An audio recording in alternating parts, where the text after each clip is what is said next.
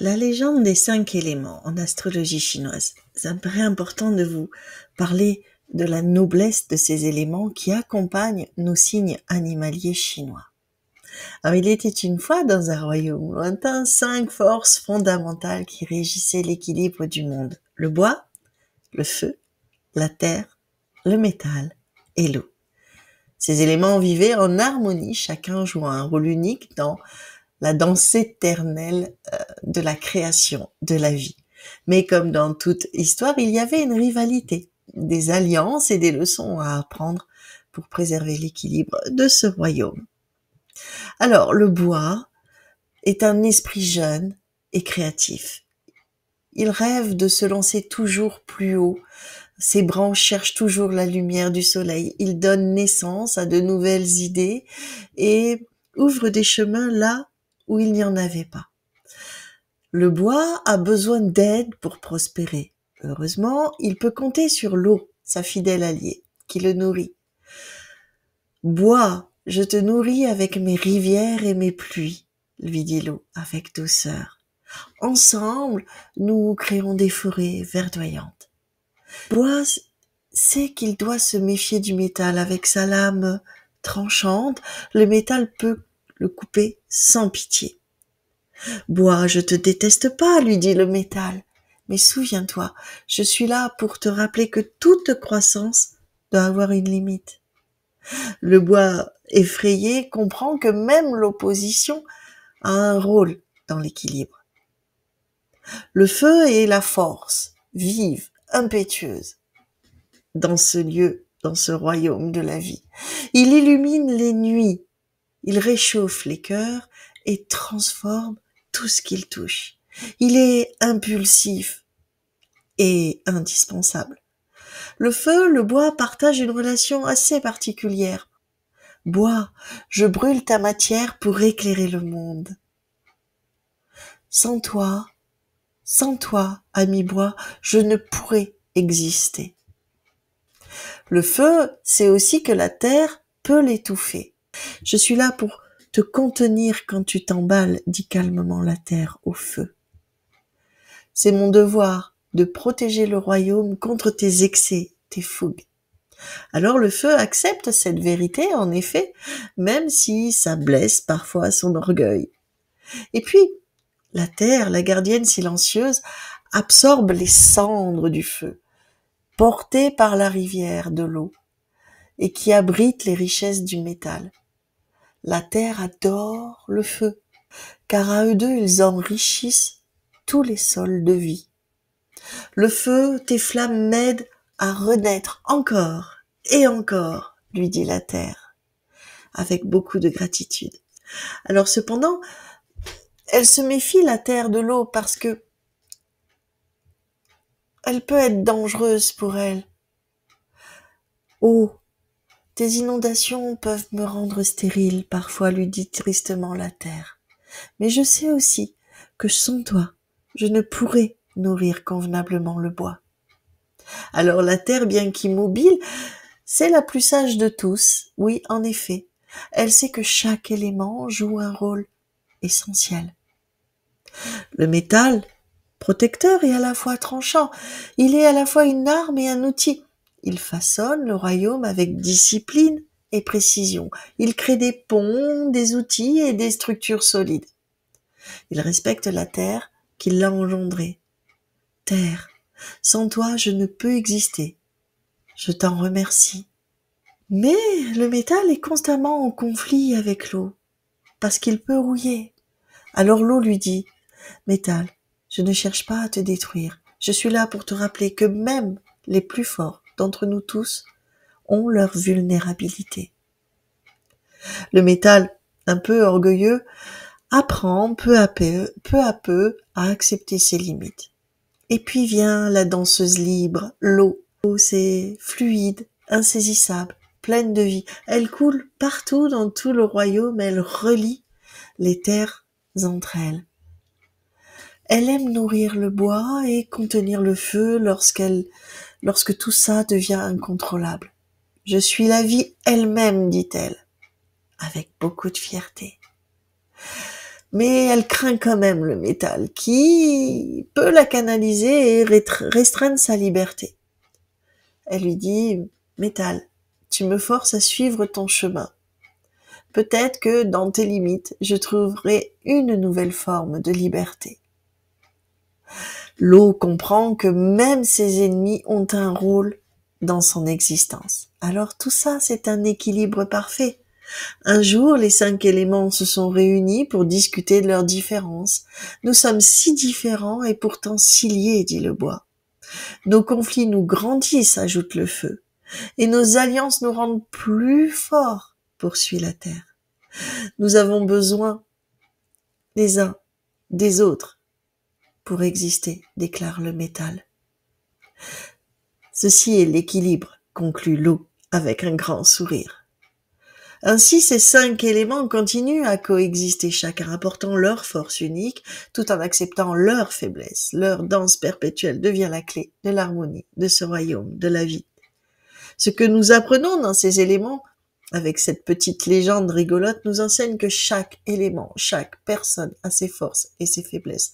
Certaines relations entre éléments ou entre signes chinois peuvent sembler conflictuelles, mais avec patience et compréhension, elles peuvent devenir des opportunités de croissance et d'équilibre. L'année 2025, sous l'influence du serpent de bois, nous invite à observer ces dynamiques dans nos vies. Où le feu brûle, faut voir. Où est-il le plus fort? Où le métal limite l'eau? Comment pouvons-nous, comme les éléments, trouver un équilibre et coexister harmonieusement ensemble? Alors, je me suis amusée aussi à vous parler des signes. Alors, on va commencer par le rat sur les compatibilités. Et ce que va vous amener en 2025 le bois avec les incompatibilités de certains signes. Alors, le rat, on le sait, il est compatible avec le dragon, le singe, pour leur dynamisme commun. Par contre, il est parfaitement incompatible avec le cheval, car leur approche de la vie est carrément opposée. C'est prudence versus impulsif. Alors l'ajout du serpent de bois dans ce signe du rat va être que le cheval va trouver un équilibre avec le rat en trouvant une meilleure communication quand il y a une stratégie ou un but commun. Il va y avoir une meilleure compréhension de l'un et de l'autre. En ce qui concerne le buffle, on sait qu'il est compatible avec le serpent et le coq, qui partagent d'ailleurs ce même côté stabilité, ce côté carré. Et il est complètement incompatible avec la chèvre, parce que il estime, le buffle, que la chèvre, elle est beaucoup trop rêveuse pour lui. Alors l'ajout du serpent de bois en 2025 va aider le buffle à assouplir cette rigidité, ce qui va atténuer les tensions, les rapports avec les personnes du signe de la chèvre-buffle.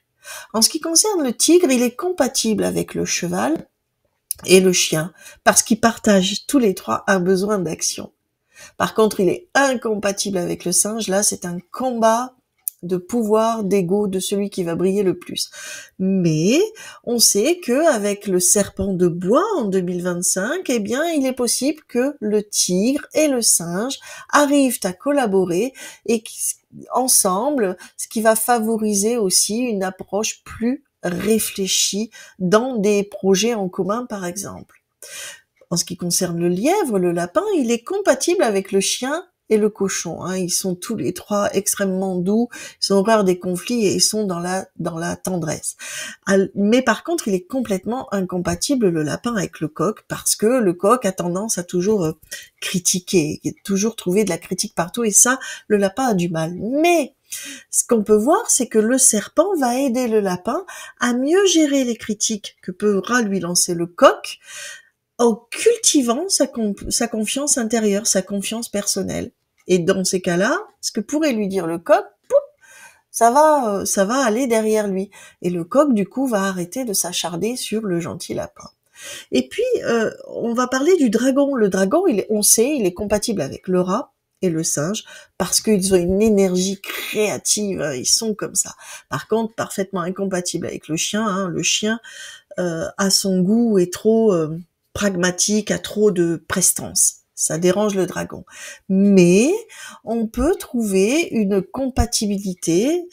S'il y a un conflit, il est possible qu'il y ait un arrangement entre le dragon et le chien, parce que le dragon va mettre plus de souplesse pour apprécier, faire des efforts et amener de la stabilité envers ce signe incompatible avec lui qui est le chien. Vous voyez, c'est très très étonnant l'astrologie chinoise quand il y a un élément qui vient influencer votre signe naturel. Alors on sait que le serpent est compatible avec le buffle et avec le coq parce que il y a la réflexion, l'intelligence. On sait que ces animaux-là sont attirés par le côté spirituel du serpent. Hein. Ils vont suivre le serpent. Mais par contre, le serpent est incompatible avec le cochon parce que le serpent juge que le cochon est trop naïf, trop gentil, se laisse trop faire. Alors, l'ajout du serpent de bois sur ce serpent, qu'il soit métal, feu, terre, eau, eh bien, va être particulièrement favorable pour le serpent qui va pouvoir développer davantage de tolérance envers les signes qui lui sont incompatibles, notamment le cochon. Et puis on sait que pour le cheval, il est compatible lui avec le tigre, la chèvre, hein, pour ce côté énergique et créatif surtout. Et puis on sait que le cheval c'est un signe très très doux, très gentil. Sauf quand il est dans ses moments de fougue, mais on sait que le cheval a un naturel très gentil. D'ailleurs, il a un caractère presque humain, le cheval. Mais il est parfaitement incompatible avec le rat. Pas possible. Il trouve le rat beaucoup trop rigide. Ça ne passe pas. Mais avec le serpent de bois, il est possible qu'il se crée un dialogue beaucoup plus fluide entre le cheval et le rat. C'est le bois qui permet cela. Avec la chèvre, on sait qu'elle est compatible avec le cochon et le lapin pour la tendresse, la gentillesse commune, voilà. Par contre, incompatible avec le buffle, que la chèvre trouve trop dur. Parce que on sait qu'elle est rêveuse. Eh bien, cette année, elle va favoriser une meilleure communication émotionnelle entre la chèvre et le buffle grâce à l'élément bois. Le singe qui, lui, est compatible avec le rat, on le sait en règle générale, et compatible aussi avec le dragon, hein, pour l'intellect, l'intelligence, et qu'il n'est pas du tout compatible avec le tigre à cause de cette lutte de pouvoir, eh bien ce singe ce singe et ce tigre en 2025, s'ils doivent travailler ensemble ou continuer un couple, ils vont bosser en canalisant leur énergie vers un centre commun, un but commun, un objectif commun. Et c'est ce qui va aider cette meilleure facilité, cette compréhension et le fait que ça va se supporter. Le coq, on sait qu'il est compatible avec le buffle et le serpent pour ce côté rigoureux, et on sait que le coq admire tous les gens qui sont spirituels, notamment ils aimeraient ressembler au serpent. On sait qu'il est incompatible avec le lapin et parce qu'il trouve le lapin trop gentil, quoi, trop émotif. Il aime bien le taquiner, mais voilà. Eh bien, cette année, en 2025, il se peut que les énergies du serpent de bois aident le coq à adoucir ses interactions avec son opposé, qui est le lapin, en favorisant des compréhensions. Un petit peu plus dans la communication mutuelle, on va mieux se comprendre. Tout arrive. Tout arrive. Et puis, il y a le chien. Le chien, on sait qu'il est compatible avec le tigre et avec le lapin, parce que le chien, apprécie chez le tigre et le lapin ce côté loyal et l'empathie.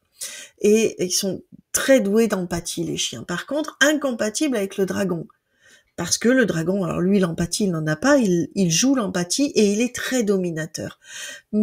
Pour certains dragons, hein, ça dépend des éléments, mais des fois c'est amplifié suivant l'élément. Mais cette année 2025 va favoriser la construction des ponts entre le chien et le dragon, parce qu'il va y avoir comme une sorte de facilité, de compréhension, et même ça va adoucir le dragon. Il va se mettre à la hauteur du chien pour une fois, et il va pas se mettre en rivalité avec le chien, et le chien va aimer ça. Et puis on a le cochon, hein. On sait que le cochon est compatible avec le lapin et la chèvre, hein. Bon, pour cette douceur, cette gentillesse, cet anti-conflit.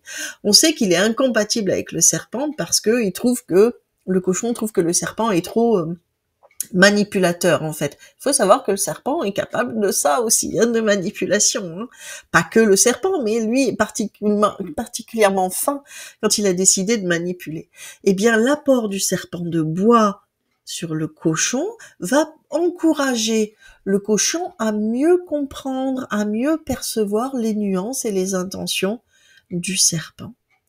Donc voilà les amis pour ce qui est de 2025. Alors on a des superbes équipes qui peuvent fonctionner sur le professionnel en 2025. Après il faut voir aussi avec les éléments, mais par exemple le rat, dragon et singe, ça va être une team stratégie et une innovation. Si vous mettez un buffle, un serpent et un coq, ça va être la team discipline et précision chirurgicale. Si vous mettez ensemble le tigre, le cheval et le chien, alors là, c'est le dynamisme, l'action, la loyauté, et c'est le ensemble, c'est l'effet de meute, l'effet de groupe. Et si vous mettez le lapin, le chèvre et le cochon ensemble dans une équipe, alors là, vous avez de la créativité à profusion.